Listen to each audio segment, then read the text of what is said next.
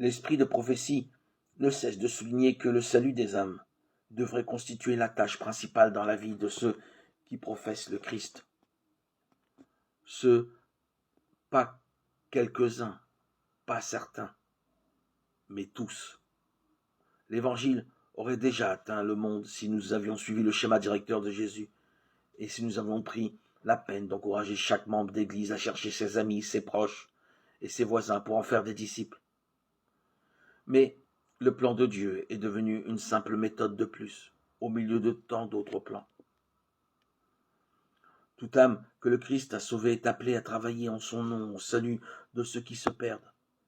Cette tâche a été négligée en Israël.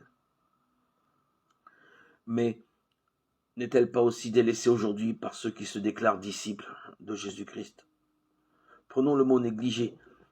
Il ne signifie pas que l'œuvre a été rejetée, mais considérée comme une question peu importante, comme allant de soi. Nous partons du principe que tout va bien, tandis qu'en même temps, nous nous inquiétons de découvrir la toute nouvelle méthode révolutionnaire qui permettra d'accomplir la mission. Peut-être une méthode qui demande peu de temps, peu d'argent ou peu d'efforts, et qui peut multiplier le nombre de membres à une vitesse vertigineuse. Et l'augmentation de l'effectif n'est pas le plus important. Il faut que les conducteurs de l'Église de Dieu comprennent que la mission du Sauveur est confiée à tous ceux qui croient en son nom. Est-ce que nous saisissons ce que Dieu est en train de dire?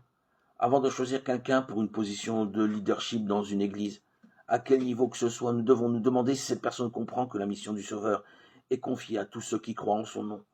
Ce qui importe vraiment, ce ne sont pas ses compétences administratives, son CV ou sa liste de succès, mais si oui ou non, elle comprend et soutient le plan de Dieu pour son Église.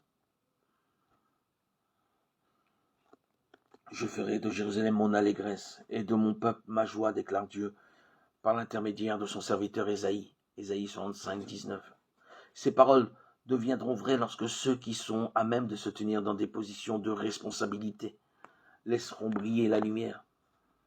Les méthodes de travail du Christ doivent devenir leurs méthodes et ils doivent apprendre à mettre en pratique les enseignements de la parole.